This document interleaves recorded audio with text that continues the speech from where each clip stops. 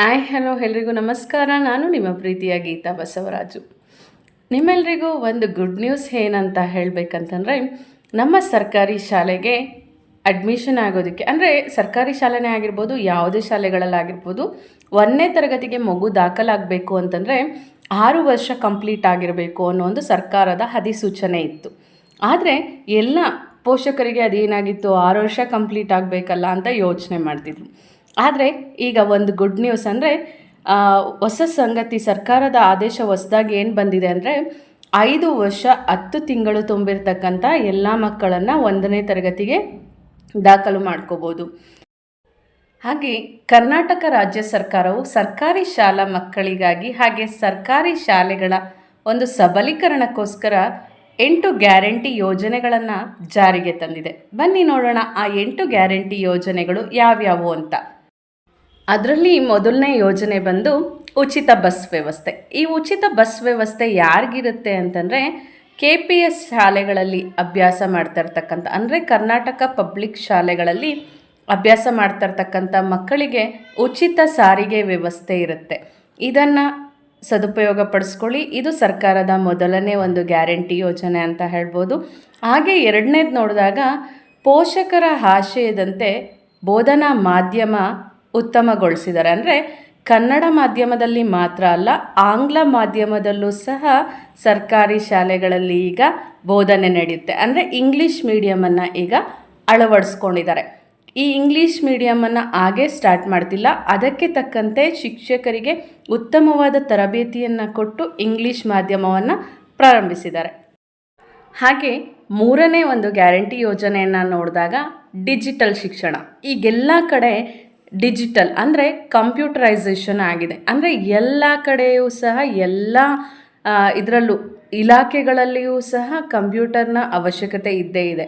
ಹಾಗೆ ಶಾಲೆಗಳಲ್ಲಿ ಮಕ್ಕಳಿಗೂ ಅಷ್ಟೇ 1ನೇ ತರಗತಿಯಿಂದಲೇ ಕಂಪ್ಯೂಟರ್ ಶಿಕ್ಷಣವನ್ನು ಕೊಡಬೇಕು ಅಂತ ಸರ್ಕಾರ ನಿರ್ಧಾರ ಮಾಡಿದೆ. ಹಾಗೆ 3ನೇ ತರಗತಿಯಿಂದ ಕೃತಕ ಬುದ್ಧಿಮತ್ತೆ, ನಾವೆಲ್ಲರೂ ಈಗ ಬಳಸ್ತಾ ಇರ್ತಕ್ಕಂಥದ್ದೇ AI, ಆರ್ಟಿಫಿಷಿಯಲ್ ಇಂಟೆಲಿಜೆನ್ಸಿ. ಈ ಕೃತಕ ಬುದ್ಧಿಮತ್ತೆಯನ್ನು ಬಳಸ್ಕೊಂಡು ನಾವು ವಿಭಿನ್ನ ರೀತಿಯಲ್ಲಿ ಮಕ್ಕಳಿಗೆ ಕಲಿಕೆಯನ್ನು ಕೊಡ್ಬೋದು. ಸೊ ಎಲ್ಲ KPS ಶಾಲೆಗಳಿಗೂ ಸಹ ಇನ್ನು ಕಂಪ್ಯೂಟರ್ ಶಿಕ್ಷಕರನ್ನು ಸಹ ನೇಮಕಾತಿ ಮಾಡ್ಕೊಬೇಕು ಅನ್ನೋ ಒಂದು ಉತ್ತಮವಾದ ಸರ್ಕಾರದ ಆದೇಶ ಜಾರಿಗೆ ಬಂದಿದೆ. ಇದು ನಮ್ಮೆಲ್ಲರಿಗೂ ಎಷ್ಟು ಖುಷಿ ಕೊಡುತ್ತೆ ಅಂತಂದರೆ, ನಾವು ನಮ್ಮ ಕಲಿಕೆಯನ್ನು ಒಂದು ಸೃಜನಾತ್ಮಕವಾಗಿ ಬೋಧಿಸಬೇಕು ಅಂತಂದರೆ ಇತ್ತೀಚಿನ ದಿನಗಳಲ್ಲಿ AI ಅನ್ನೋದು ಅತ್ಯವಶ್ಯಕವಾಗಿ ಬೇಕೇ ಬೇಕಾಗಿದೆ. ಸೊ ಇದನ್ನು ನಾವು ಎಲ್ಲರೂ ಬಳಸ್ಕೊಂಡು ವಿಭಿನ್ನವಾಗಿ ಮಕ್ಕಳಿಗೆ ಉತ್ತಮ ಗುಣಮಟ್ಟದ ಶಿಕ್ಷಣವನ್ನು ಕೊಡ್ಬೋದು. ಹಾಗೆ ಮತ್ತೊಂದು ನೋಡಿದಾಗ, ಕಲೆ ಮತ್ತು ದೈಹಿಕ ಶಿಕ್ಷಣಕ್ಕೆ ಆದ್ಯತೆಯನ್ನು ಕೊಟ್ಟಿದೆ. 4ನೇ ಒಂದು ಯೋಜನೆ ಏನಂದರೆ ಕಲೆ ಮತ್ತು ದೈಹಿಕ ಶಿಕ್ಷಣ. ಯಾಕೆ ಕಲೆ ಮತ್ತು ದೈಹಿಕ ಶಿಕ್ಷಣಕ್ಕೆ ಇಂಪಾರ್ಟೆನ್ಸ್ ಕೊಟ್ಟಿದೆ ಅಂತಂದರೆ, ನಾವು ಮೆಂಟಲಿ ಪಾಠ ಕೇಳೋದಕ್ಕೆ ಎಷ್ಟು ಫಿಟ್ ಆಗಿರಬೇಕೋ ಫಿಸಿಕಲಿ ಕೂಡ ಅಷ್ಟೇ ಫಿಟ್ ಆಗಿರಬೇಕಾಗುತ್ತೆ. ಸೊ ಪ್ರತಿ ಶಾಲೆಗಳಲ್ಲಿಯೂ ಸಹ KPS ಶಾಲೆಗಳಲ್ಲಿ ದೈಹಿಕ ಶಿಕ್ಷಕರನ್ನು ಮತ್ತು ಸಂಗೀತ, ಕಲೆ ಇದರ ಶಿಕ್ಷಕರನ್ನು ನೇಮಕ ಮಾಡ್ಕೊಳ್ತಿದೆ. ಯಾಕೆ ಅಂತಂದರೆ, ಕೇವಲ ನಾವು ಪಾಠ ಅಂದರೆ ಮಕ್ಕಳಿಗೆ ಆ್ಯಕ್ಟಿವಿಟಿ ಬೇಸ್ಡ್ ಲರ್ನಿಂಗ್ ಆಗೋದಿಲ್ಲ ಅಲ್ಲಿ. ಸೊ ಯಾವಾಗ ನಾವು ಡ್ರಾಯಿಂಗ್ ಆಗಿರ್ಬೋದು, ಸಂಗೀತ ಇದನ್ನೆಲ್ಲ ಕೇಳ್ತಾ ಇದ್ದಾಗ ನಮ್ಮ ಮನಸ್ಸು ಹಾಗೆ ನಮ್ಮ ಮೈಂಡ್ ಆ್ಯಕ್ಟಿವ್ ಆಗುತ್ತೆ. ನಮ್ಮ ಮೈಂಡಲ್ಲಿರ್ತಕ್ಕಂಥ ಎಲ್ಲ ನರಕೋಶಗಳು ಆ್ಯಕ್ಟಿವ್ ಆಗಿ ನಮಗೆ ಇನ್ನೂ ಹೆಚ್ಚು ಹೊತ್ತು ಏಕಾಗ್ರತೆಯಿಂದ ಒಂದು ಕಡೆ ಕೂತ್ಕೊಂಡು ಪಾಠವನ್ನು ಕಲಿಯೋದಕ್ಕೆ ತುಂಬ ಯೂಸ್ಫುಲ್ ಆಗುತ್ತೆ. ಹಾಗೆ ಮೆಂಟಲಿ ಎಷ್ಟು ಫಿಟ್ನೆಸ್ ಇರ್ತೀವೋ ಫಿಸಿಕಲಿ ಕೂಡ ಅಷ್ಟೇ ಫಿಟ್ನೆಸ್ ಇರಬೇಕು. ಸೊ ಇದಕ್ಕೋಸ್ಕರ ದೈಹಿಕ ಶಿಕ್ಷಣವನ್ನು ಪರಿಚಯ ಮಾಡಿಕೊಡ್ತಿದ್ದಾರೆ. 1ನೇ ತರಗತಿಯಿಂದಲೇ ಪ್ರತಿಯೊಂದು ಶಾಲೆಯಲ್ಲೂ ಸಹ ದೈಹಿಕ ಶಿಕ್ಷಕರನ್ನು ನೇಮಕ ಮಾಡ್ಕೊಳ್ತಾರೆ. ಹಾಗೆ ಚಿತ್ರಕಲೆ, ಸಂಗೀತದ ಶಿಕ್ಷಕರನ್ನು ಸಹ ನೇಮಕ ಮಾಡ್ಕೊಳ್ತಾರೆ. ಹಾಗೆ ಇನ್ನು 5ನೇ ಗ್ಯಾರಂಟಿ ಯೋಜನೆಯನ್ನು ನೋಡಿದಾಗ, ಶೈಕ್ಷಣಿಕೇತರ ಕೆಲಸಗಳಿಂದ ಶಿಕ್ಷಕರಿಗೆ ಮುಕ್ತಿಯನ್ನು ಕೊಟ್ಟಿದೆ. ಇದು ತುಂಬಾ ಗುಡ್ ನ್ಯೂಸ್ ಅಂತ ಹೇಳ್ಬೋದು. ಯಾಕೆಂತಂದರೆ ಶಿಕ್ಷಕರಿಗೆ ಪಾಠವನ್ನು ಮಾಡೋದ್ರ ಜೊತೆಯಲ್ಲಿ ಏನಾಗಿತ್ತು, ಬೇರೆ ಬೇರೆ ಕೆಲಸಗಳನ್ನು ಮಾಡೋದ್ರ ಹೊರೆ ಹೆಚ್ಚಾಗಿತ್ತು. ಅಂದರೆ ಪ್ರತಿಯೊಂದು ದಾಖಲೆಗಳನ್ನು ಮೇಂಟೈನ್ ಮಾಡಿ ಅದನ್ನು ಕಚೇರಿಗಳಿಗೆ ಸಲ್ಲಿಸಬೇಕು ಅಂದಾಗ ಅಲ್ಲಿ ಏನಾಗ್ತಿತ್ತು, ಅವ್ರಿಗೆ ಸಮಯದ ಒಂದು ವ್ಯರ್ಥ ಆಗ್ತಿತ್ತು. ಅಂದರೆ ಅವರ ಪಾಠದ ಅವಧಿಯನ್ನು ಅದಕ್ಕೆ ಮೀಸಲಿಡಬೇಕಿತ್ತು. ಆದರೆ ಸರ್ಕಾರ ಏನು ಮಾಡಿದೆ ಈಗ, ಇದಕ್ಕೆ ಅಂತ ಬೇರೆ ಸಿಬ್ಬಂದಿಗಳನ್ನು ನೇಮಕ ಮಾಡ್ತಿದೆ. ಯಾಕೆ? ಶಿಕ್ಷಕರು ಕೆಲಸದ ಅವಧಿಯಲ್ಲಿ ಶಾಲೆಯಲ್ಲಿ ಮಕ್ಕಳ ಜೊತೆಯಲ್ಲಿ ಮಾತ್ರ ಟೈಮನ್ನು ಸ್ಪೆಂಡ್ ಮಾಡಬೇಕು, ಅವರಿಗೆ ಆಗ ಉತ್ತಮವಾದ ಗುಣಮಟ್ಟದ ಕಲಿಕೆಯನ್ನು ಕೊಡ್ಬೋದು ಅನ್ನೋ ಒಂದು ಉದ್ದೇಶದಿಂದ. ಇನ್ನು 6ನೇದು ಏನಂತಂದರೆ ಕಲಿಕೆಯ ಗುಣಮಟ್ಟದ ಮೇಲ್ವಿಚಾರಣೆ. ನಾವೆಲ್ಲರೂ ನೋಡ್ತಿದ್ದೀವಿ, ಕಲಿಕೆಯ ಗುಣಮಟ್ಟ ಹೇಗಿದೆ ಅನ್ನೋದನ್ನು ನಾವು ಮೇಲ್ವಿಚಾರಣೆ ಮಾಡಲೇಬೇಕಾಗತ್ತೆ. ಯಾಕೆ ಅಂತಂದರೆ ನಾವು ಮಾಡಿರೋದನ್ನು ಮಗು ಎಷ್ಟರ ಮಟ್ಟಿಗೆ ಕಲ್ತಿದೆ ಅದು ತಿಳಿಬೇಕಂದ್ರೆ ಇಲ್ಲಿ ನಾವೇನು ಮಾಡ್ತೀವಿ, ಪ್ರತಿ ಮಗುವಿಗೂ ಸಹ ಟೆಸ್ಟ್ಗಳನ್ನು ಮಾಡ್ತೀವಿ. ಈಗಾಗಲೇ ನಾವು ಇದನ್ನು ಅಳವಡಿಸ್ಕೊಂಡಿದ್ದೀವಿ. LBA ಅಂದರೆ ಲೆಸನ್ ಬೇಸ್ಡ್ ಅಸೆಸ್ಮೆಂಟ್, ಅಂದರೆ ಪಾಠ ಆಧಾರಿತ ಮೌಲ್ಯಮಾಪನ ಅಂತ. ಅಂದರೆ ಪ್ರತಿಯೊಂದು ಪಾಠದ ನಂತರ ನಾವು ಘಟಕ ಪರೀಕ್ಷೆಗಳು ಅಂತ ಏನು ಕರಿತೀವಿ, ಈಗಾಗಲೇ ನಾವೆಲ್ಲ ಯೂನಿಟ್ ಟೆಸ್ಟ್ಗಳನ್ನು ಕೇಳ್ತಾ ಇರ್ತೀವಿ ಬೇರೆ ಶಾಲೆಗಳಲ್ಲಾಗಿರ್ಬೋದು. ಆ ಯೂನಿಟ್ ಟೆಸ್ಟ್ ಅಂದರೆ ಪ್ರತಿಯೊಂದು ಘಟಕ ಮುಗಿದ ನಂತರ ಅದಕ್ಕೆ ಒಂದು ಟೆಸ್ಟನ್ನು ಮಾಡಿ ಮಗು ಅದನ್ನು ಎಷ್ಟರ ಮಟ್ಟಿಗೆ ಅರ್ಥ ಮಾಡ್ಕೊಂಡಿದೆ ಅನ್ನೋದು. ಹಾಗೆ ಇದ್ರ ಜೊತೆಯಲ್ಲಿ PTM ಅಂದರೆ ಪೋಷಕ ಶಿಕ್ಷಕರ ಸಭೆ. ಅಂದರೆ ಪ್ರತಿ ಮಕ್ಕಳಿಗೂ ಸಹ ಏನು ಕಲಿತಿದ್ದಾರೆ ಶಾಲೆಯಲ್ಲಿ ಅನ್ನೋದು ಅವರ ಪೋಷಕರಿಗೆ ಗೊತ್ತಾಗಬೇಕು. ಏನಾಗ್ತಿದೆ, ನಾವು ಶಾಲೆಯಲ್ಲಿ ಮಾಡಿದ್ದಷ್ಟೇ ಸೀಮಿತ ಅಂದರೆ ಮಕ್ಕಳು ಅದನ್ನು ಮನೆಯಲ್ಲಿ ಹೋಗಿ ಕೆಲವೊಬ್ರು ಹೇಳ್ತಾರೆ, ಕೆಲವೊಬ್ರು ಹೇಳೋದಿಲ್ಲ. ಅದೇ ಈ ಸಭೆಗಳನ್ನು, ಪೋಷಕ ಶಿಕ್ಷಕರ ಸಭೆಯನ್ನು ಕರೆದಾಗ ಏನಾಗುತ್ತೆ, ಅಲ್ಲಿ ಚರ್ಚೆ ನಡೆಯುತ್ತೆ. ನಿಮ್ಮ ಮಗುವಿನ ಕಲಿಕೆ ಎಷ್ಟರ ಮಟ್ಟಿಗೆ ಆಗ್ತಿದೆ, ಏನು ಕೊರತೆ ಇದೆ, ಅಥವಾ ಹೋಮ್ವರ್ಕ್ಸ್ ಹೇಗೆ ಮಾಡ್ತಿದ್ದಾರೆ, ಇವೆಲ್ಲವನ್ನು ಚರ್ಚೆ ಮಾಡಿದಾಗ ನಮ್ಮಿಬ್ಬರ ಮಧ್ಯೆ ಅಂದರೆ ಪೋಷಕರು ಮತ್ತು ಶಿಕ್ಷಕರ ಮಧ್ಯೆ ಒಳ್ಳೆ ಬಾಂಡಿಂಗ್ ಬೆಳೆಯುತ್ತೆ. ಆಗ ಮಗುವಿಗೆ ಏನು ಬೇಕು ಅಥವಾ ಅವನಿಗೆ ಎಲ್ಲಿ ಕೊರತೆ ಉಂಟಾಗ್ತಾ ಇದೆ ಅದನ್ನು ನೀಗಿಸೋದಕ್ಕೆ ಸಹಾಯ ಆಗುತ್ತೆ. ಸೊ ಇದನ್ನು ಕೂಡ ನಮ್ಮ ಸರ್ಕಾರ ಜಾರಿಗೆ ತಂದಿದೆ. ಹಾಗೆ ಸರ್ಕಾರದ 7ನೇ ಗ್ಯಾರಂಟಿ ಯೋಜನೆಯನ್ನು ನೋಡಿದಾಗ ಒಂದು ಸ್ಪರ್ಧಾತ್ಮಕ ಪರೀಕ್ಷೆಗಳಿಗೆ ತರಬೇತಿಯನ್ನು ನೀಡ್ತಕ್ಕಂಥದ್ದು, ಹಾಗೆ ಕೌಶಲ ಶಿಕ್ಷಣವನ್ನು ನೀಡ್ತಕ್ಕಂಥದ್ದು.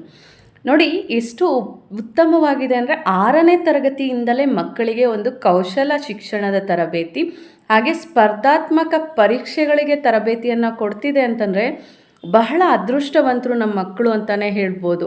ಯಾಕೆ ಅಂದರೆ ನಾವು ಲಾಸ್ಟ್ ಸೆಕೆಂಡ್ PU ಟೈಮಲ್ಲಿ ಅಥವಾ SLC ಆದ ನಂತರ ಈ ಸ್ಪರ್ಧಾತ್ಮಕ ಪರೀಕ್ಷೆಗಳಿಗೆ ರೆಡಿ ಆಗಬೇಕು ಅಂತಂದರೆ ಏನಾಗ್ತಿದೆ, ಅಲ್ಲಿ ನಮಗೆ ಕಷ್ಟ ಅಂತ ಫೀಲ್ ಆಗುತ್ತೆ.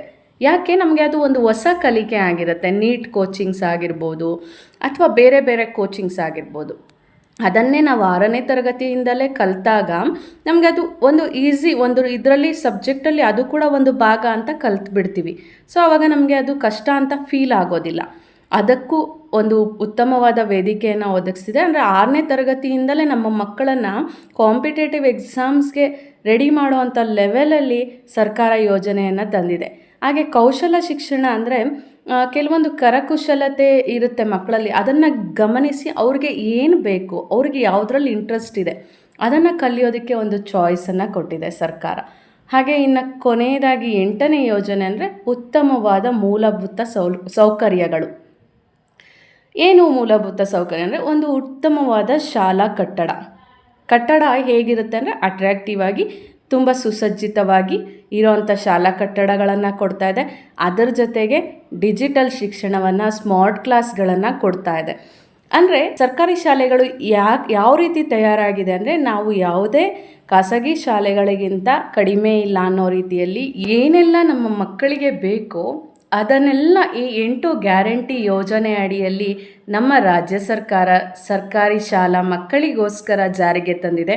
ಇದು ಒಂದು ಉತ್ತಮವಾದ ಯೋಜನೆ ಅಂತಲೇ ಹೇಳ್ಬೋದು. ಇದರಿಂದ ಎಲ್ಲ ಶಿಕ್ಷಕರಿಗೂ ಎಲ್ಲ ಮಕ್ಕಳಿಗೂ ಅಂದರೆ ಸರ್ಕಾರಿ ಶಾಲಾ ಶಿಕ್ಷಕರಿಗೂ ಮಕ್ಕಳಿಗೂ ಇದು ಒಂದು ಗುಡ್ ನ್ಯೂಸ್ ಅಂತಲೇ ಹೇಳ್ಬೋದು. ಸೊ ಎಲ್ಲರೂ ಈ ಕೂಡಲೇ ನಿಮ್ಮ ಮಕ್ಕಳನ್ನು ನಿಮ್ಮ ಹತ್ತಿರದ ಸರ್ಕಾರಿ ಶಾಲೆಗಳಿಗೆ ದಾಖಲು ಮಾಡಿ. ಹಾಗೆ ವಯೋಮಿತಿಯನ್ನು ಕೂಡ ಕಡಿತಗೊಳಿಸಿದೆ. ಅಂದರೆ 6 ವರ್ಷ ಇದ್ದಂತಹ ವಯೋಮಿತಿ ಈಗ 5 ವರ್ಷ 10 ತಿಂಗಳಾಗಿದೆ. ಇದು ಸಹ ಒಂದು ಗುಡ್ ನ್ಯೂಸ್ ಅಂತಲೇ ಹೇಳ್ಬೋದು. ನಾವೆಲ್ಲರೂ ಮುಂಚೆ 6 ವರ್ಷ ಕರೆಕ್ಟಾಗಿ ಆಗಲೇಬೇಕು ಅಂತ ಆದೇಶದ ಪ್ರಕಾರ ಮಾಡ್ತಿದ್ವಿ. ಆದರೆ ಆ ಆದೇಶದಲ್ಲಿ ಸ್ವಲ್ಪ ಬದಲಾವಣೆ ಇದೆ. ಅಂದರೆ 60 ದಿನಗಳನ್ನು ಕಡಿತಗೊಳಿಸಿದ್ದಾರೆ.